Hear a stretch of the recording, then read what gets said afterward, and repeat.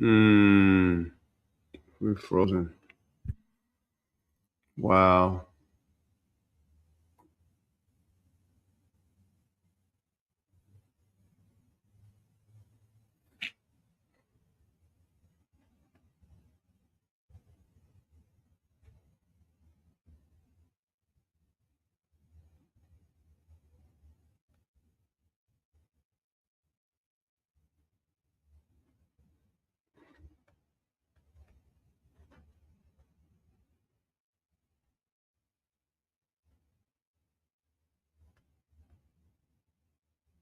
Yeah.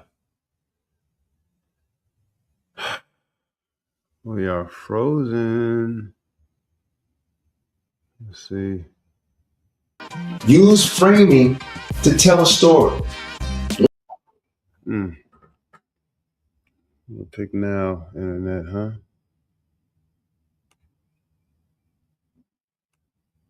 It's gonna be shoddy.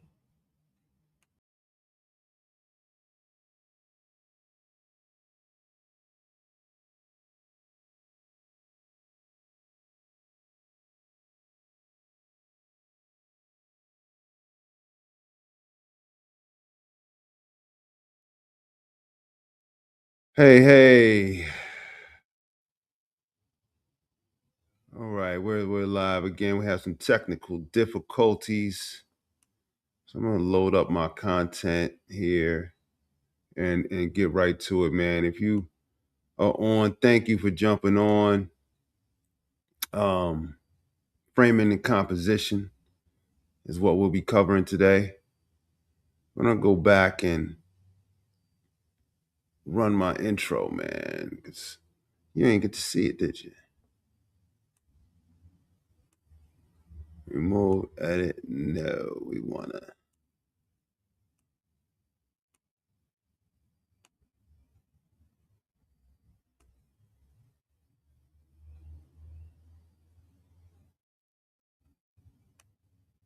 What in the world?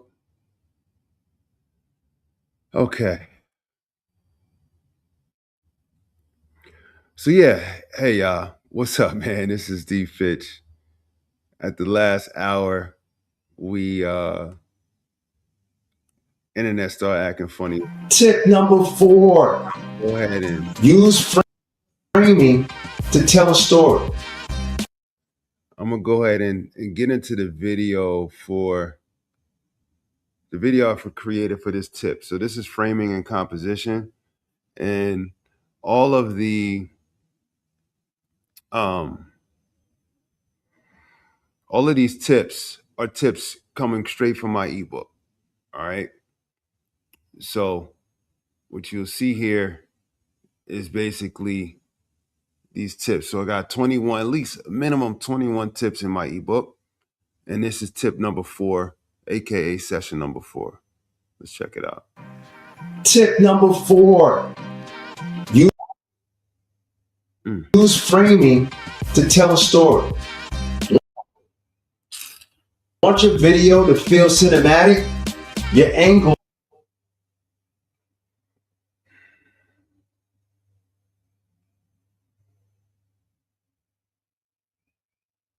Oh man. My internet is acting crazy.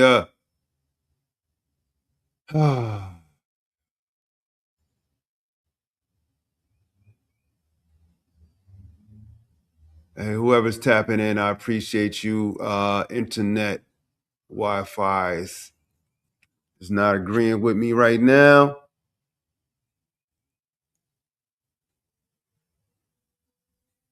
Come on, bro. Come on.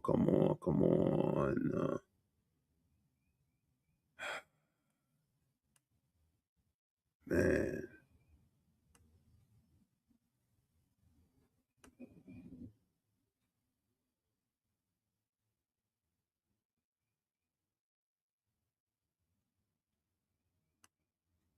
We in range and all of that. All right, let's get him off and let's just see if I can get into it. Wonder, can you hear me? All right, let's go into instructor mode. Oh boy. Well, welcome back to How to Shoot Pro Video with your smartphone, the webinar series. I'm Daniel Fitch, founder of Natural Leaders Media, and this session is session 4, Framing and Composition. If this is your first time joining us, then welcome.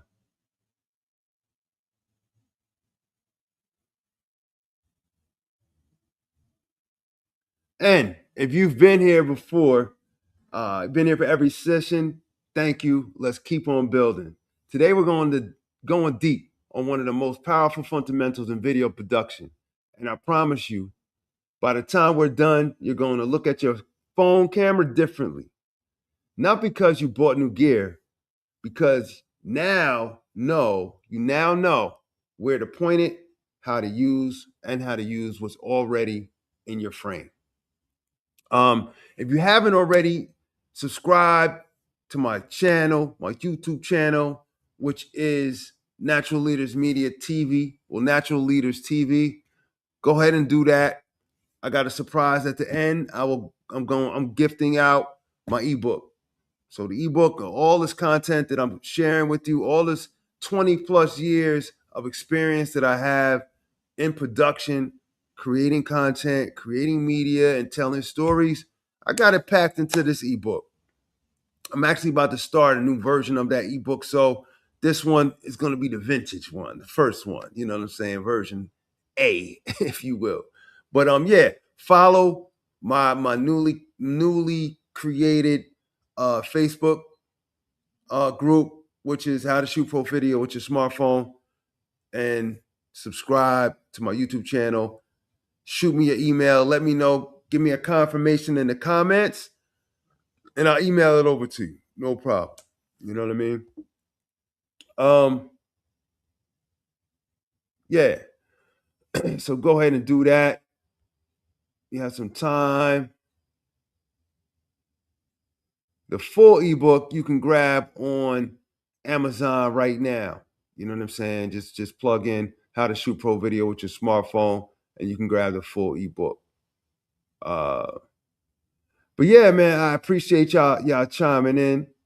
This is session number 4, and I'm proud of myself, man, for keeping going. 4 sessions in a row. Today the internet started off a little choppy, so kind of got me off to a hiccupy start.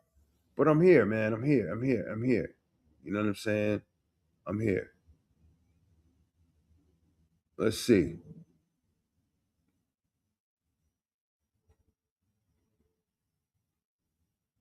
All right. All you gotta do is subscribe. At the end of the joint, I'll send it over the ebook. You know. All right. I got one person typed in, man. Where are you at? Who is this? Let me know who you are and where you at. Appreciate that, Chris. Technical difficulties got me, tapped in. But yeah, go ahead and subscribe, man. And I'll send you my ebook, man. Maybe you might learn something from it, but you have high levels of expertise as well, my friend. Digital Rem. Big shout out to Chris, Digital Rem. Very talented content creator in himself. And we always exchange trade secrets and talk about the highs and lows of entrepreneurship and what this game is about, man. So big ups, Digital Rem, and thank you for tuning in. So let me regroup. How to shoot professional video with your smartphone, session number 4. Yaka. But yeah, man, this is what I love to do. I love to teach. This is something that I feel like it is a give back thing. There's been some lows in video production, and as far as business is concerned, so I gotta stay busy, y'all. You know what I mean? And I ain't gonna I gotta stay busy. It's just that simple. So here we are. You know what I mean? And here we are. The two people I got live chimed in. Go ahead and tap in the chat. Who are you, and where are you tapping in from, and what type of business are you running? Let me know.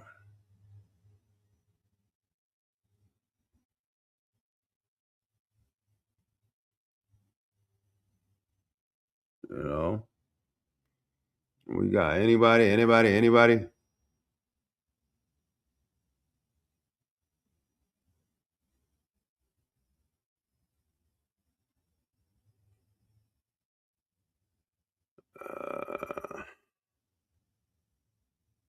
ATL, my guy. I'm in Decatur right now, where it's greater, as they say. Uh, all right. Well, we're gonna jump in, man. We're gonna jump in and get to framing and composition, man. It's a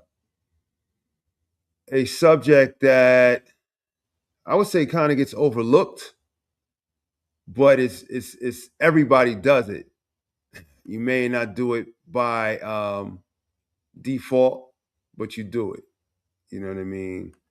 Um, Meaning like you frame stuff just every time you take a picture, every time you shoot a video, consciously you frame stuff. Like usually people put people dead middle, right, of the frame, which makes which is boring, to be quite frank. You want to put people off into the core of those frames. Let me see. Where's my tip?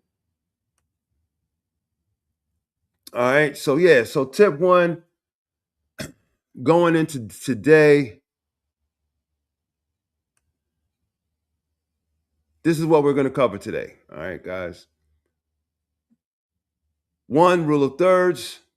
Two, your headroom and your lead room. Foreground, background, your different shot types, camera angles, and avoiding distractions. All right. So again, what we're going to cover today is rule of thirds, headroom and lead room, foreground and background, shot types, camera angles, and avoiding distractions. All right. So, rule tip number one, rule of thirds. This is basic type of stuff for some. Uh, for others, not so much. So let me get it better so you can see it. All right, that's pretty much better. Right. So place your subject on one of the four intersection points. All right. Usually, argument wise, you're going to be in this left third, which is that top to the left from my vantage point where I'm sitting to my left. So I would be kind of like right now, like right about here, right? Something like that. Okay. Um, yeah. So that's your left third. So you got your left third, middle third, right third. If you haven't already, go ahead into your phone and enable the grids. Enable your grid lines.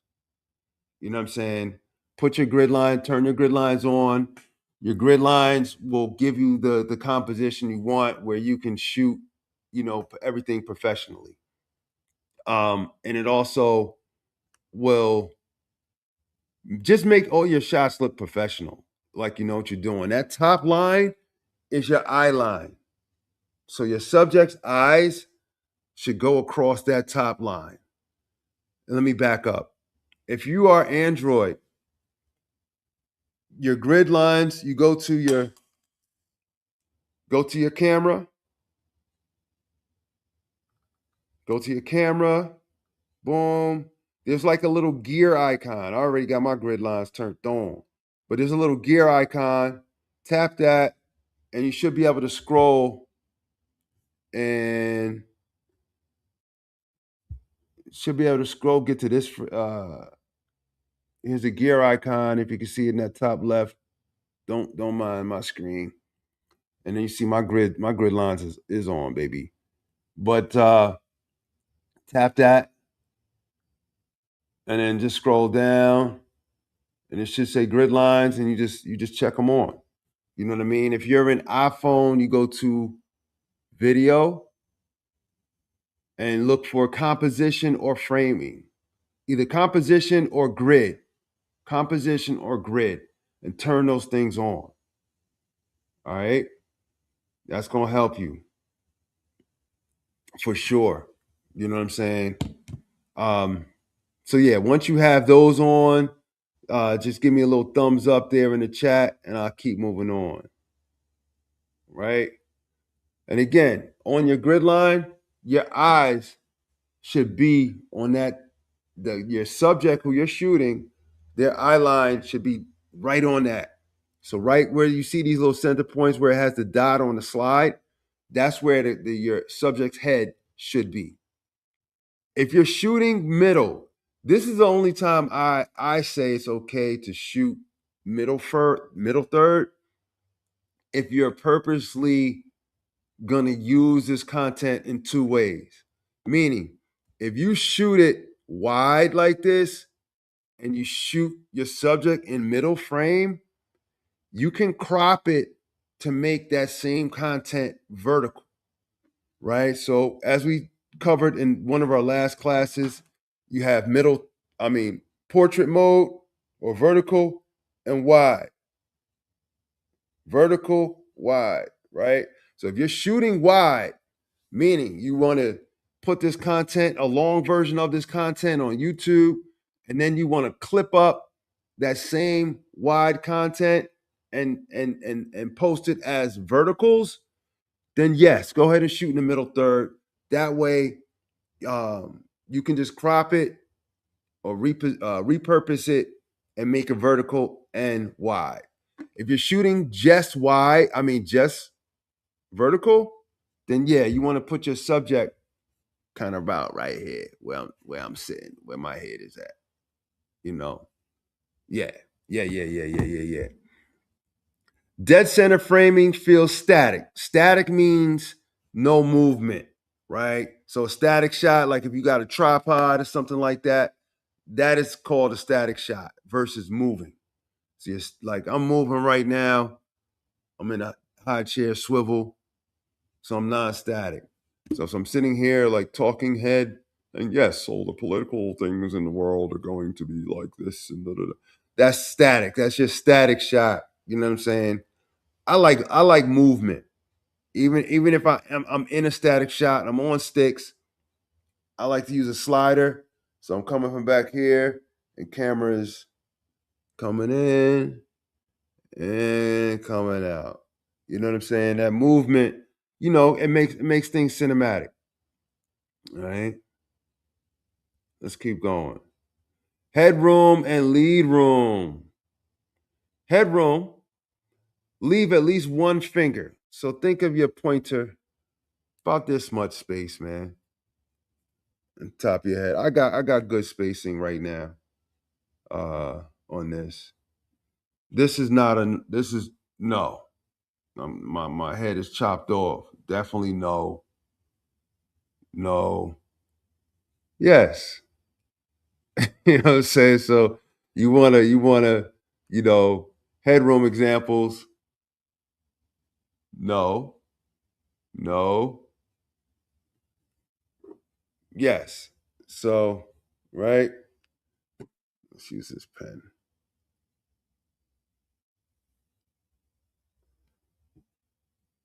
So I got about this much headroom, which is sufficient. My pointer finger is about this long. So you say about from here. Yeah.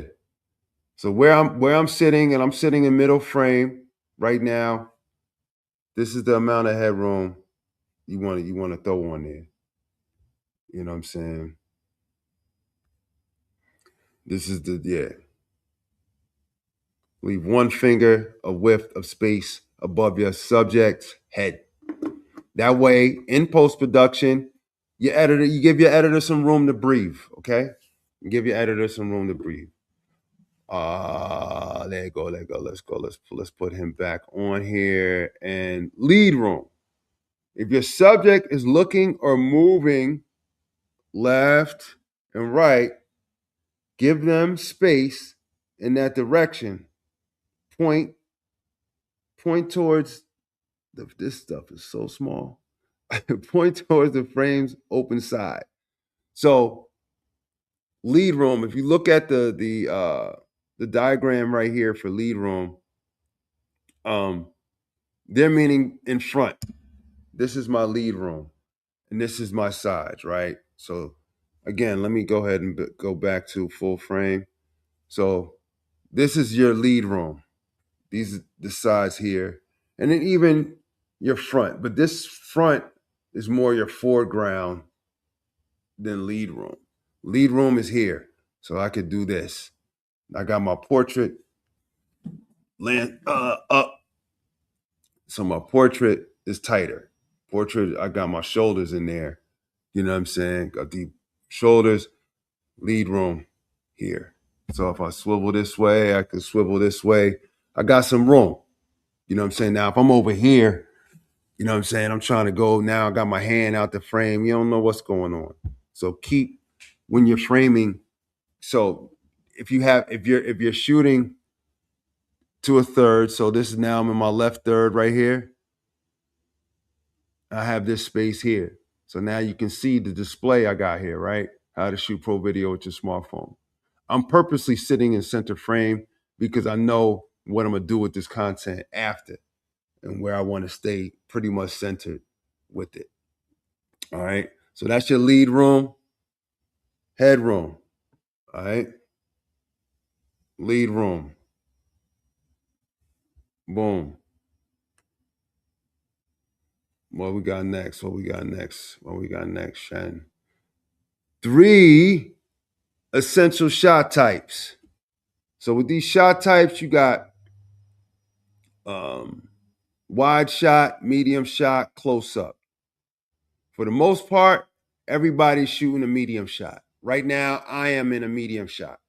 This is a medium shot, which is going to be more so my waistline and up. You know what I mean? Medium shot. Wide shot, be something like me way back here. So I got my green wall. So my hand is on the wall. I would need to be way kind of back here, right? This is more of a wide. Hey, how we doing and everything? I'm leaning on the wall. This is would be a wide shot. Then you got your close up. We getting down and dirty, baby. This is a good close up. Even as close as here. You know what I'm saying? This is your close up. You want to use your close up trying to show emotion. You know what I'm saying? I can't. What is going on? I can't believe it, yo. Oh my God, this is crazy. What? What happened? Yeah, when you're showing emotion and things of that nature, go close up. That way you can you get into the emotion of the character or the subject. You know, they start crying, or if you're interviewing them and you ask them some deep questions, pull that focus in, man, reel that guy in. Whoop, get into that close up. So when did you find out that everything was going north?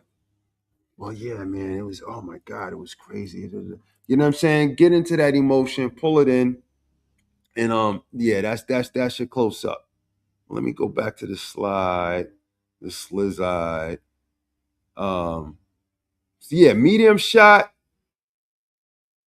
is your standard shot. This is a shot where you connect with the subject, waist up framing, like I said, and it's the most natural. Conversational shots, you know what I mean? Feels like a real conversation. You know what I mean? Uh the wide shot, you know, it really shows it's more of establishing. It shows where you are. It shows, you know what I'm saying, your back, you know, what it gives more of establishing shot. You know what I'm saying? Like, and give you a view of everything and what's going on, so you know exactly where you are. You know what I mean? Because you can trick a lot of shots with a camera. You could be in Cancun, but it look like you up the block in Atlanta.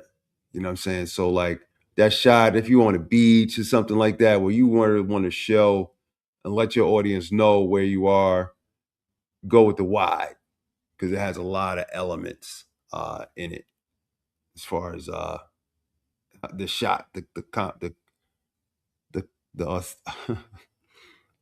man, the composition of your shot. Let's see. Let's go in next. Camera angles. So we got eye level. Nope, I didn't want to do that. You got eye level. Why are you going over there? Yeah.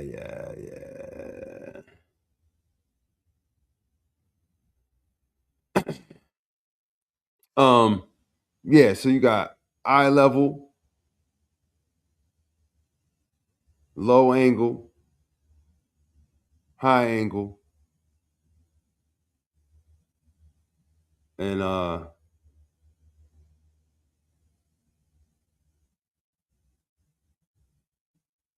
what in the world? And Dutch angle, right?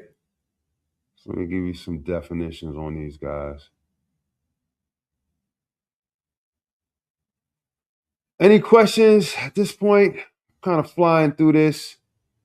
Got a couple people on there, man. Big ups to my man Chris, Digital REM, and whoever else that other person is.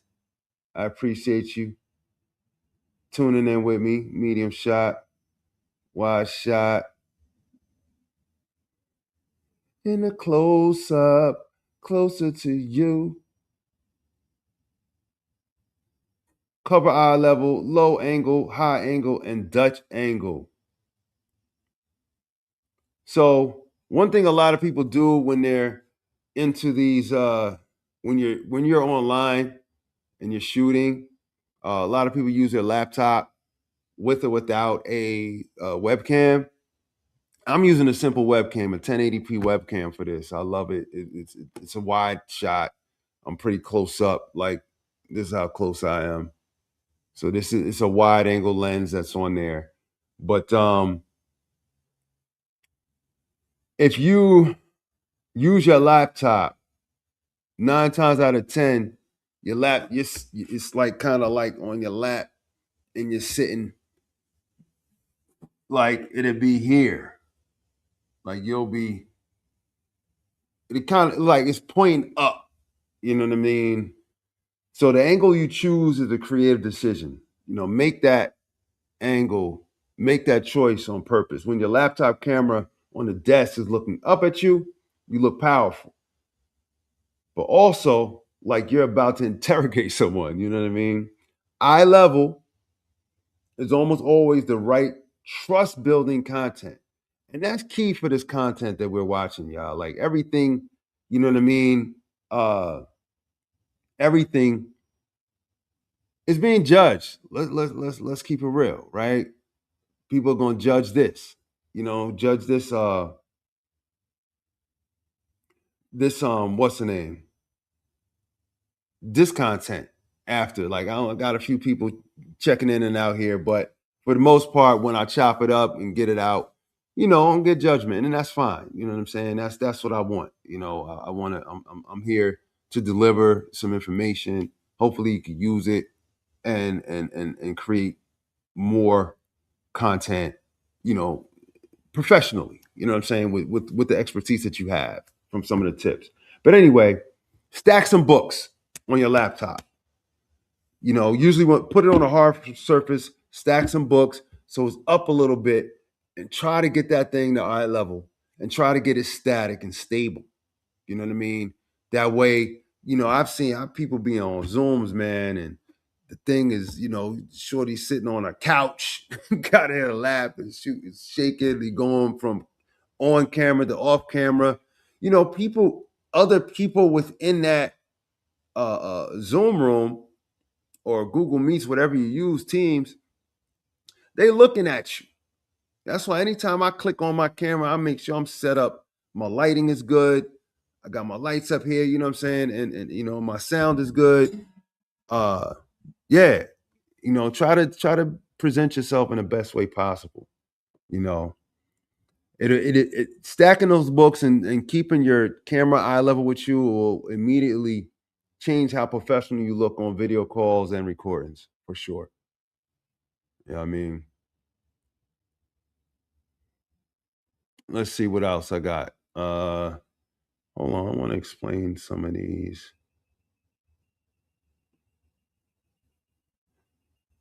Yeah.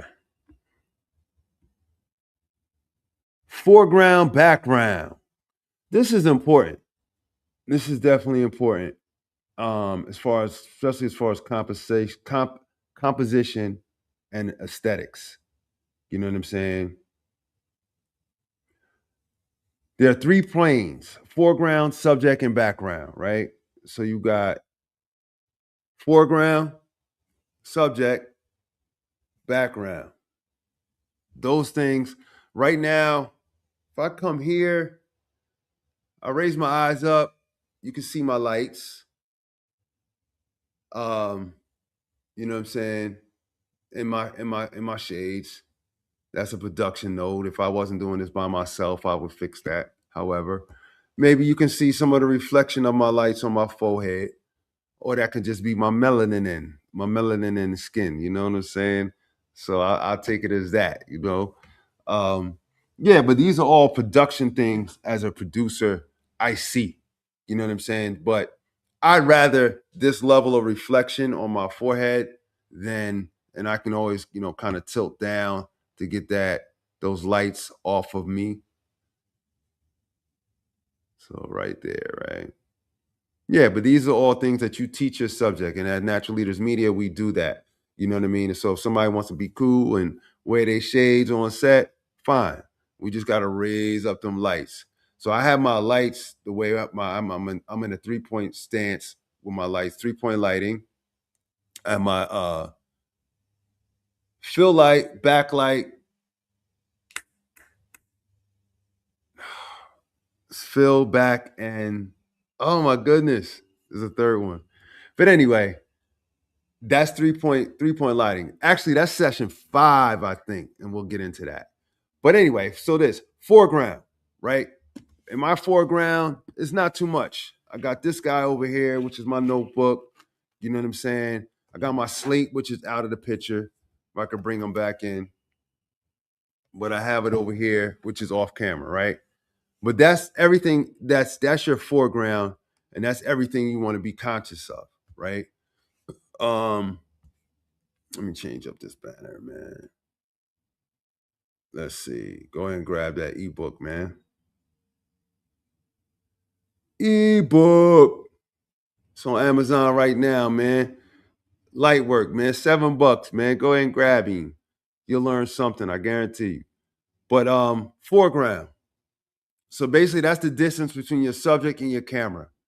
Like I said, I'm pretty tight with my camera right now. I'm on a wide, so I am touching the camera right now. So that's like arm's length. All right. My background, arm's length and a little bit. So what's that about? Oh no, let's get a ruler and find out.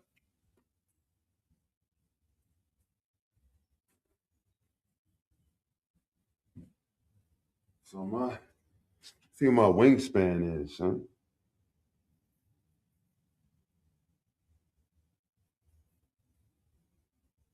What's that? 28. So 28, 12, and 12. Almost 2.5 feet. So I got 2.5 feet behind me. The rule of thumb is 3 to 6. And I got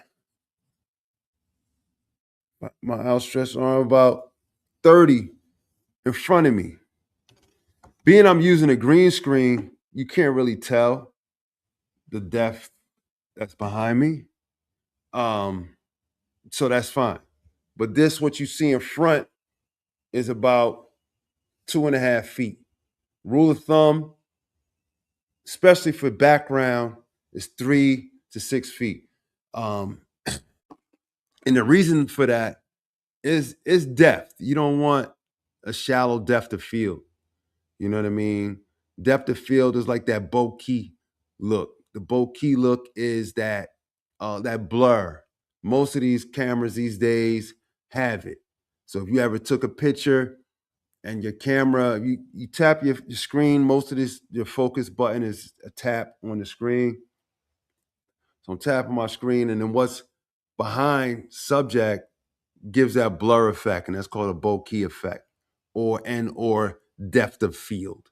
You know what I'm saying? Like that's why you see a lot of these interviews, especially interviews I like to do. It has a maybe like in a hallway or something that's deep. You know what I mean? That way you get that depth of field. And I like movement. So even if I'm in a hallway and that's deep and people are passing by back there, I don't care because it shows some movement, it shows liveliness. And also those people and subjects are blurred out. So you can't see their likeness. You just see, figures and stuff passing through. But your subject is totally crisp and their face is in focus and everything else, but everything in the background though has that bokeh look. All right. So use foreground elements. Let me come up on these shades so I can read this, man. Use foreground elements. A plant, like I said, a plant, railing, or table edge in the foreground instantly adds cinematic depth to a smartphone shot. Subject, separate subject from background. Yep, like I said, step your subject 3 to 6 feet from the wall, unless you got a green screen like the kid. Um, this creates a natural background blur, and visual separation. See, I'm on point, man. This is from the top. This is what my slides are saying, man. Uh, watch what's behind them. Poles, signs, or clutter growing out of subject's head. Sometimes you got like stuff, you know what I'm saying? But that's especially if you're doing this by yourself, which I'm assuming a lot of you are. Um, whatever's in that background that's not pleasing to the eye, get it out of there. All right? Just get it out of there. Background tells a story too. A bookcase, cityscape, or branded environment communicates without saying a word. Exactly. So you wanna have something there that's aesthetically pleasing behind you. All right, clean frames win every time. We working through this, y'all. We working through this. Big ups to my internet, man. It held me down. At first, it was end parallel movement. That's right, Chris. Man, my guy, man. You staying on, man. You got a favor out of me, man. Appreciate the support, my brother. Um, do this. Clean frames win every time. Solid color or blurred background behind the subject. Yep. And your subject. Make sure they're wearing some. You don't want your subjects in plaid, pinstripes, polka dots, stuff like that. Try to get them to wear something that's clean. You want to stay away from branded stuff. You know what I mean, as much as possible. Hopefully, they're wearing a brand or something that they're promoting or something like that, and then it's all good. But a lot of times, you don't want to give that product placement to brands that already are winning, like Coca-Cola and stuff like that. Like, get it out the frame, or even put something around that drink. Like if you've got a water, Dasani water, take that sleeve off of it and just let it be water. Subject has 360 degrees of clear space around the head.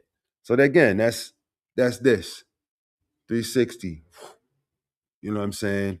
Like right now, my head is good. Again, I'm using the green screen, so that doesn't really necessarily apply. Uh, phone camera is stable, no accidental movement. So that's a static. So get you a tripod, Get you a cell phone mount and be done with it. And then what's this last one right here? Oh, where did I go? The don'ts, objects, or posts growing from the head. If you got, you know what I'm saying? You just got a random ruler in your frame, get it out of there. You know what I'm saying? Uh, TV window or bright light directly behind the subject. Yeah, these are basic things. Like when you set up your set, you want to make sure that your background is sufficient and it's nice and clean, it's aesthetically pleasing, and there's nothing demonstrative in there that's gonna distract your audience while they're watching. You know, tilted horizon even slightly kills professionalism. Yeah, that's an aesthetic question. So yeah, again, let me know something, Chris, you may have learned, man. Tap in with me, brother. Uh Here in this shoot. Um, cause yeah, that's all I got for y'all today, man. This is framing and composition. No matter who shows up or doesn't show up, um, I love doing this. I really do. It's really something that uh keeps me engaged. It also it's continued education for me. Reinforcing some of these things that I've learned. Big up to Georgia State University, where I went. Film and video, African American Studies, film and video is where I crafted. Like I said, I got 20 plus years in this, man. I know I look 30 something, but uh, yeah, I've been around a lot of different sets, from feature length films and short films to documentaries, mini documentaries, commercials, high level to low level entrepreneurs. Yeah, man. So I've seen it around red cameras, black magic cameras, Sony cameras, Canon cameras, Nikon cameras.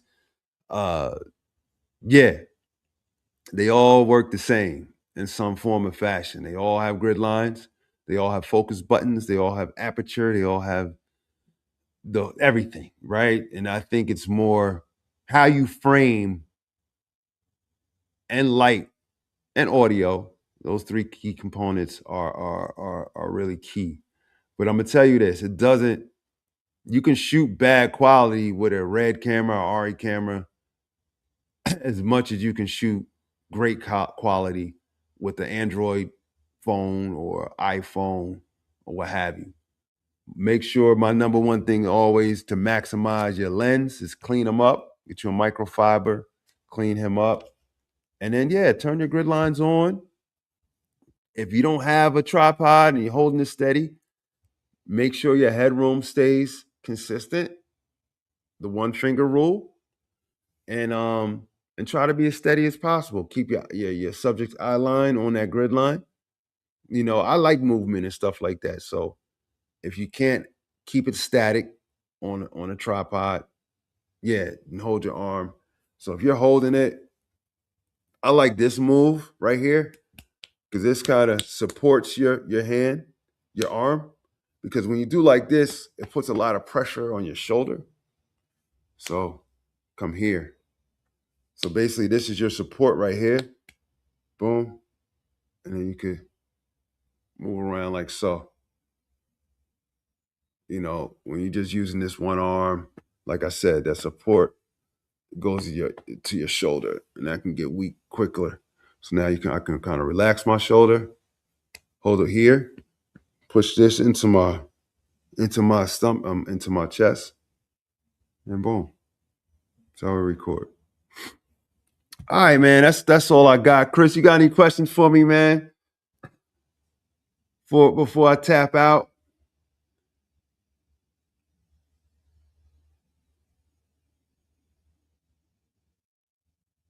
And 2 points, reduce rotation. I like that. Yeah. Yeah, man. Learned a lot, man. Learned a lot over my time, man. Uh But yeah, Chris, shoot me your email address. I'm shooting you my ebook, man, just for tuning in. I don't know if you subscribe or not, but I got you. The least I could do. Yeah, man. Natural Leaders Media, we are signing off. I'm gonna see if I can play this. Speak volumes. Frame with intention. Tip number 4. Use framing to tell a story.